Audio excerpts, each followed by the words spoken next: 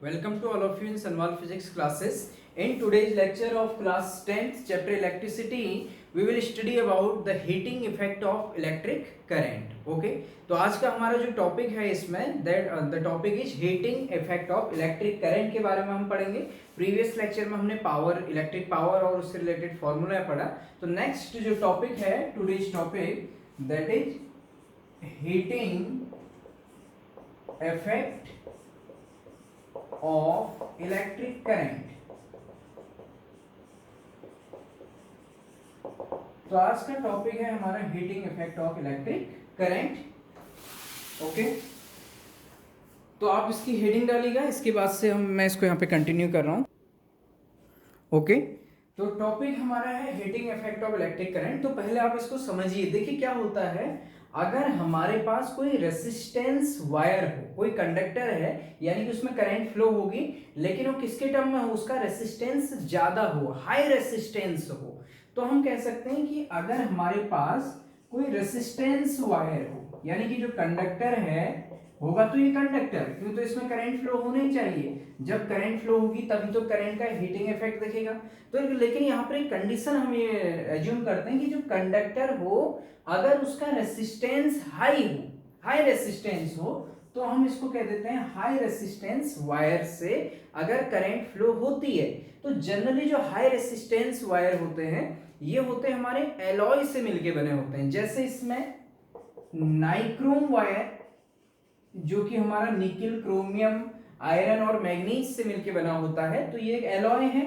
तो nichrome wire जो कि एक हाई रेसिस्टेंस वायर है, जब ऐसे वायर से इलेक्ट्रिक करंट पास की जाती है, तो क्या होता है, ये जो वायर होगा, अगर आप इस हाई रेसिस्टेंस वायर से, ये मैं अभी लिखूंगा आपके लिए, आप समझिए, अगर हम इलेक्ट्रिक करंट पास करेंगे तो क्या होता है, ये जो हाई रेसिस्टेंस वायर होगा, ये हीट प्रोड्यूस करेगा, हीट प्रोड्यूस करके ये रेड हॉट हो जाएगा. हीट प्रोड्यूस करके क्या हो जाएगा, रेड हॉट.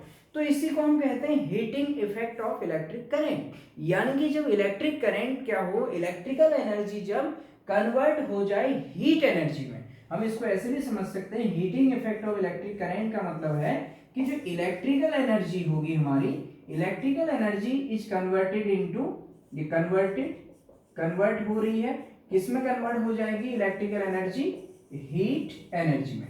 तो अगर electrical energy is converted into heat energy, तो this is called the heating effect of electric current. अब ये होगा कैसे, ये होता है जनरली जब हम करंट को पास कराते हैं हाई रेसिस्टेंस वायर से, नाइक्रोम वायर, टंगस्टन, ये जो होते हैं एलॉय, जो कि एलॉय से मिलके बने होते हैं, जिनका रेसिस्टेंस हाई होता है. देखिए मैं आपको एग्जांपल से बताऊं, जो खाना बनाने वाला जो हीटर होता है, खाने बनाने वाले हीटर, जो आपका जो आता है हीटर खाना बनाने के लिए जिसको हम यूज करते हैं, या जो भी हम हीटिंग, जो हम ब्लोअर वगैरह हीटिंग जो भी डिवाइस यूज करते हैं, तो खाना बनाने वाले हीटर में आप लोगों ने देखा होगा, ऐसे ऐसे करके उसमें ये स्प्रिंग्स ऐसे बंधी होती है, जैसे ये, फिर स्प्रिंग ऐसे राउंड शेप में, ऐसे ये स्प्रिंग्स लगी होती हैं हीटर में, अगर आपने देखा हो.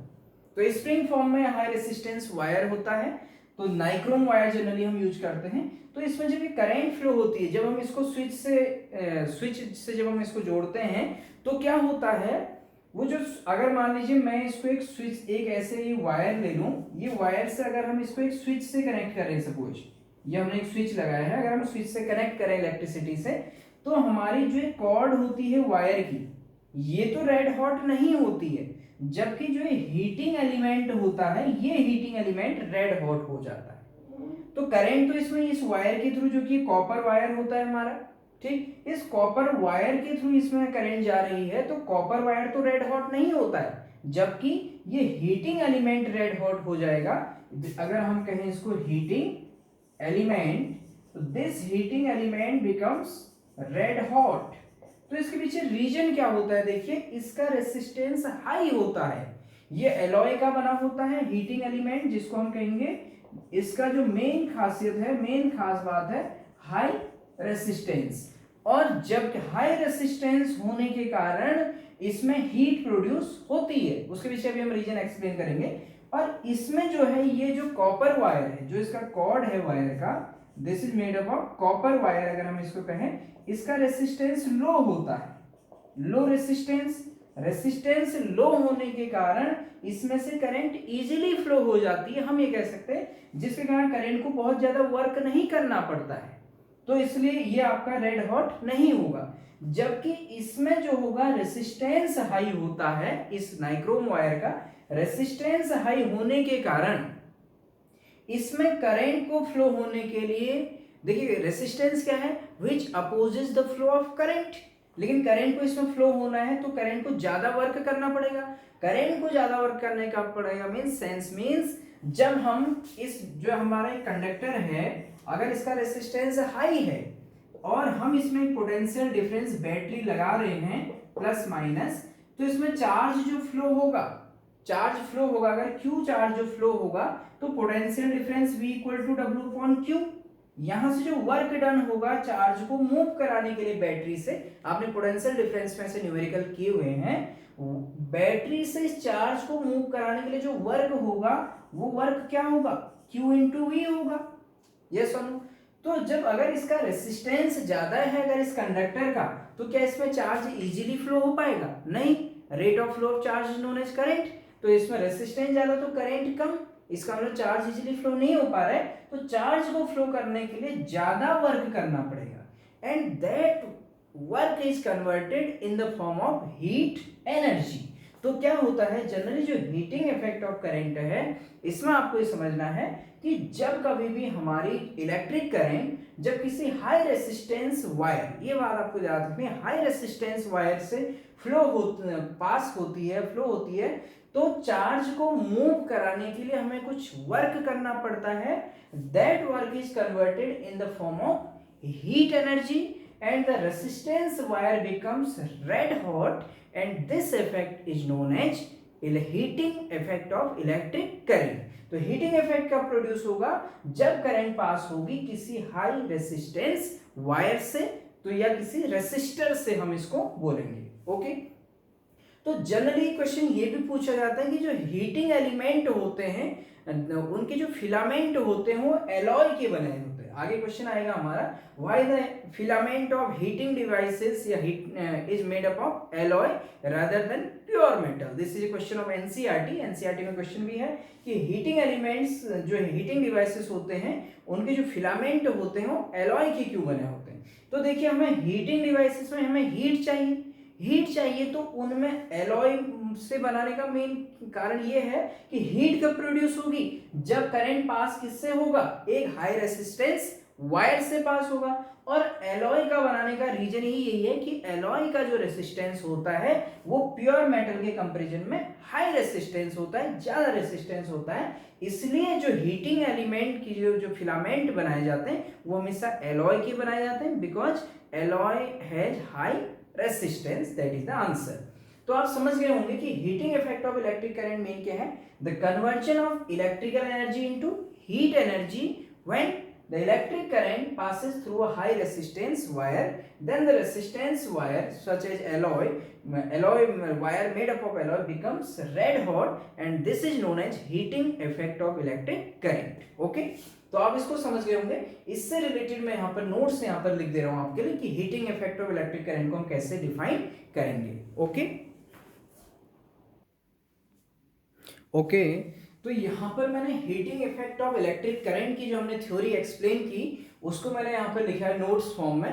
तो देखिए क्या है heating effect of electric current, when an electric current is passed through a high resistance wire, जब किसी हाई रेसिस्टेंस वायर से इलेक्ट्रिक करंट पास होती है, लाइक नाइक्रोम वायर, ठीक, टंगस्टन और भी बहुत सारे हैं जैसे इसमें, like nichrome wire, then the resistance wire becomes, ठीक है, very hot and produces heat, this is called the heating effect of electric current, okay।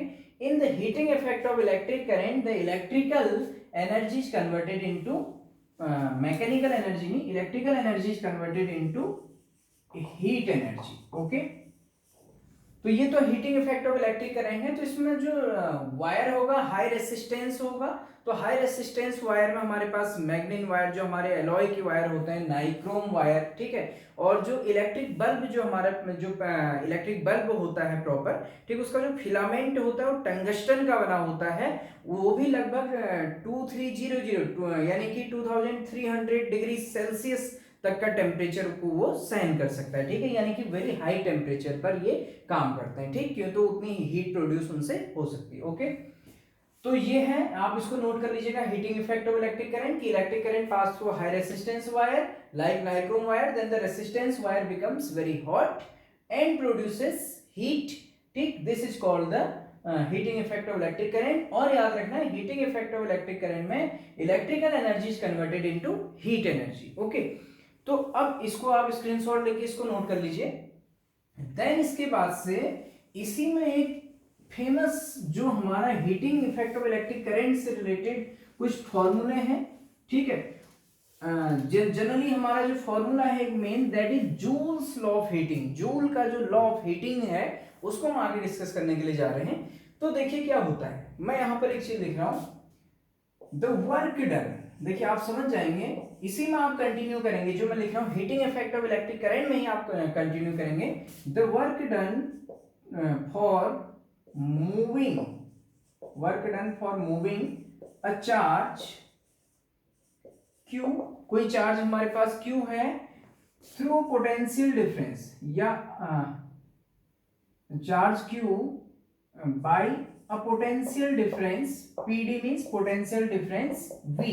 देखिए अगर हमें क्या है कि मैंने बोला कि वर्क डन किसको, किसी चार्ज को, Q चार्ज को मूव कराने के लिए bye potential difference of V volt, आप ऐसा कह सकते हैं, ठीक। तो जो वर्क डन होगा, देखिए इसके लिए हम क्या जानते हैं, देखिए सिंस हमारे पास potential difference V equal to क्या होता है, W अपॉन Q, जनरली हम VB minus VA equal to WB minus W upon Q not कहते हैं। दो पॉइंट के बीच का पोटेंशियल डिफरेंस इलेक्ट्रिक फील्ड में या इलेक्ट्रिक सर्किट में जनरली हमने कह दिया V equal to W upon Q। यहां से जो वर्क आएगा, देखिए जो हमने जो लिखा है मेन वर्क क्या आ जाएगा, यहां से W equal to V into Q आ जाएगा, क्रॉस मल्टीप्लाई कर दिया, W equal to V into Q। अब यहां पर मैं क्या कर रहा हूं, W equal to V, Q की जगह पर मैं लिख दे रहा हूं I इंटू टी, VIT। अब देखिए ये कहां से आया, ये हमारे पास आया, जो हमारे पास देखिए हमने करंट का फॉर्मूला पढ़ा है, current I equal to Q upon T, तो यहां से Q क्या हो जाएगा, charge, Q equal to IT, ये हमने यहां पर यूज किया, हमने चार्ज Q की जगह पर I इंटू टी लिख दिया, गॉट इट। तो ये भी, this work is converted in the form of heat, ठीक है, वर्क जो हो जाएगा, work converted in the form of heat, heat generated या in the form of heat. तो इस W को आप लिख सकते हैं H, हीट जनरेटेड, ठीक, तो H इक्वल टू क्या हो जाएगा, VIT, यानी कि H इक्वल टू VIT, ठीक, यानी कि किसी, अगर हमारे पास न्यूमेरिकल में अगर हमें हीट जनरेट करने के लिए अगर न्यूमेरिकल आए, तो हम H इक्वल टू VIT एक फॉर्मूला लगा सकते हैं, जैसे W इक्वल टू VQ है तो हम H equal to V into Q भी फॉर्मूला लगा सकते हैं, ठीक। तो इसलिए मैंने यहीं पर लिख दिया W इक्वल टू H, और हीट जनरेटेड हो जाएगी। तो ये वर्क रेसिस्टेंस वायर के केस में ये बात हो रही है, हाई रेसिस्टेंस वायर के केस में। ओके, तो this work is converted in the form of heat, H equal to VIT। अब इसके बाद से हम इसको थोड़ा और आगे लगाते हैं। अगर मैं देखिए यहां पर H इक्वल टू VIT जो फॉर्मूला है VIT, ये मैंने ये लिख दिया हीट। अब आप इसमें जो ये V है पोटेंशियल डिफरेंस, इसकी जगह पर ओम्स लॉ से V equal to I into R लिख दीजिए, तो क्या बन जाएगा, heat generated H equal to, इस V की जगह पर मैंने ओम्स लॉ से IR लिख दिया, ये I हमारा ऐसे ही रहा और ये T ऐसे ही रहा, तो heat generated H equal to I into I square RT। Okay, तो this is the formula for heat generated H equal to I square RT, समझ आए। तो इसी फॉर्मूले को ही हम जूल्स लॉ ऑफ हीटिंग भी कहते हैं, this is joules law of heating, formula for Joule's law of heating हम इसको कहेंगे। तो यहां से जो जूल्स लॉ बनेगा, देखिए heat generated in a resistance wire is directly proportional to the square of the current, एक तो हम ये लिखेंगे, दूसरा रेसिस्टेंस ऑफ द करंट, तीसरा time of for which the current flows through the conductor. देखिए ये तीन है, ये फॉर्मूला बहुत इंपॉर्टेंट है, H equal to I square R T, heat generated का है, heating effect of electric current के लिए। This is called Joule's law of heating, इस फॉर्मूले को ही हम जूल्स लॉ ऑफ हीटिंग कहते हैं। और ये डेरिवेशन है किसके लिए, जूल्स लॉ ऑफ हीटिंग का जो फॉर्मूला हमने डिराइव किया उसको हमने यहां से लेके हम चले, work done for moving A charge q bye potential difference v volt in a resistance wire, अगर हम कर दें यहाँ पर तो और ठीक हो जाएगा, क्यों, तो ये heating effect of electric current के केस में। तो देखिए वर्क डन जो है मैं direct W equal to V into Q कर लिख देता हूं, ये हमने कहां से लिया, क्यों, तो हमें V equal to potential difference V equal to पता होता है W अपॉन Q। तो वर्क डन हमने लिखा है, तो अब वर्क डन से स्टार्ट कर दीजिए, W equal to V into Q, then हमने Q के ऊपर IT लिख दिया, कहां से, बिकॉज करंट क्या होता है, rate of flow of charge Q upon T, Q equal to IT, तो हमने Q के ऊपर IT रख दिया, तो W इक्वल टू VIT। फिर मैंने बताया this work is converted in the form of heat, तो W को हमने कर दिया H और H इक्वल टू VIT, तो हीट जनरेटेड का हमारा एक फॉर्मूला निकला VIT। फिर हमने एक और लाइन आगे गए, H इक्वल टू VIT, इसमें आपको ओम्स लॉ से V की जगह पर I इंटू आर लिख देना है, तो हमारा फॉर्मूला क्या बन जाएगा, V के ऊपर IR लिखा इंटू I इंटू T, तो H equal to I square RT। This is the Joule's law of heating. तो हमारा जो जूल्स लॉ ऑफ हीटिंग जो जूल ने दिया उसका डेरिवेशन ये है। ओके, तो जूल्स लॉ ऑफ हीटिंग जब हम अभी आगे पढ़ेंगे तो उन्होंने क्या कहा, heat directly proportional to square of current, heat directly proportional to resistance and heat directly proportional to time of flow of current. ये जो टी है ये टाइम है, नॉट टेम्परेचर, बिकॉज टी का कंसेप्ट कहां से आया, इस formula Q equal to I T, और यहाँ पे जो टी है I equal to Q upon T, यानी कि rate of flow of charge या charge flowing through any cross sectional area per unit time. तो ध्यान दीजिएगा टाइम टी है, बहुत सारे बच्चे इसको इसमें टेम्परेचर समझ के इसमें कंफ्यूज हो जाते हैं, तो ये नोट डाउन करना आपको, दिस इज टाइम। ओके, तो आप यहां तक इसको नोट कीजिएगा स्क्रीनशॉट लेकर के, जूल्स लॉ ऑफ हीटिंग ये आएगा। लेकिन अब यहां पर देखिए, एक तो हीट का फॉर्मूला ये आया, आप इसको भी हीट का फॉर्मूला कह सकते हैं, H equal to V Q. अगर हमें इसी फॉर्मूले से generally Joule's law of heating यहां से हम लेंगे, ठीक है, इस फॉर्मूले से हम एक और फॉर्मूला निकाल सकते हैं, वो भी न्यूमेरिकल के लिए। देखिए वो कैसे, H equal to V I T, पहले केस में हमने V की जगह पर आई आर लिखा था, अब आप ओम्स लॉ से V को ऐसे ले लीजिए, I की जगह पर V अपॉन आर लिख दीजिए। देखिए कैसे, ओम्स लॉ क्या होता है, V equal to I R, तो यहां से करंट I क्या हो जाएगा, V अपॉन आर हो जाएगा, तो I equal to V upon R, तो यहां से हमारे पास H इक्वल टू वी, तो ये ऐसे रहा, इस I की जगह पर क्या लिखना है, V अपॉन आर लिखना है, तो into V upon R into T. तो फॉर्मूला क्या है हीट जनरेटेड का, H equal to V square upon R into T, या V square T upon R. तो this is the derived formula, ये एक और डिराइव्ड फॉर्मूला है। दिस इज, ये जूल्स लॉ ऑफ हीटिंग के लिए हम इसको यूज नहीं करेंगे, ठीक। जो जूल ने जो लॉ ऑफ हीटिंग कहा वो इस फॉर्मूले के बेस पे कहा है, आपको कंफ्यूज नहीं होना है, ठीक। Heat directly proportional to current square, heat directly proportional to resistance, या heat directly proportional to T temperature, हम उसको इस फॉर्म में भी कह सकते हैं लॉ को, ठीक है, कि voltage square time, but reciprocal to resistance आ जाएगा, ठीक है, इनवर्सली प्रोपोर्शनल टू रेसिस्टेंस। लेकिन जो प्रॉपर लॉ हम लेंगे जूल्स लॉ ऑफ हीटिंग, वो हम यहां से यूज करेंगे। This is the formula for Joule's law of heating, H equal to I square R T, and this is the derivation for Joule's law of heating. आप इसके heating effect of electric current में ये जो topic है इसका आप heading, इसके लिए हेडिंग हम कर सकते हैं derivation of joules law of heating, कि हमने जूल्स लॉ ऑफ हीटिंग के लिए यहां पर डेरिवेशन किया। That is very important for board exams, तो प्लीज आप इसको स्क्रीनशॉट लीजिएगा और आज इसको नोट भी करिएगा, जूल्स लॉ ऑफ हीटिंग को, इसका डेरिवेशन। और इसके बाद से मैं जूल्स लॉ ऑफ हीटिंग यहां पर लिखूंगा आपके लिए लिख के शो करूंगा, वो हम इसी फॉर्मूले के बेस पे लिखेंगे, heat directly proportional to the square of current, heat directly proportional to the resistance, and heat directly proportional to the time for which the current flows through the conductor या through the resistance wire. तो यही मैं लिख के show करूंगा। आप तब तक इसको नोट कीजिएगा। ओके, तो जूल्स लॉ ऑफ हीटिंग अब मैंने यहां पे लिख दिया है प्रॉपर। देखिए क्या है, according to Joule's law of heating the heat produced in a resistance wire depends on the following factors. मैंने लिखा कि according to Joule's law of heating क्या है, हीट प्रोड्यूस्ड होगी जो किसी रेसिस्टेंस वायर में, depends on the following factors. देखियो फैक्टर क्या है, number first, the heat produced is directly proportional होगा to the square of the current flowing through the resistance wire. क्या है, देखिए, heat produced is directly proportional to the square of the current. इस बात को ध्यान देना, square of the current flowing through the resistance wire. अगर wire से अगर आई करंट फ्लो हो रही है तो हीट क्या होगी, directly proportional to square of current means I square. इसको हमने इक्वेशन 1 बना दिया सिंपली। ओके, सेकंड किस पे डिपेंड करता है, हमने देखा था formula I square R T derivation से, रेसिस्टेंस पर।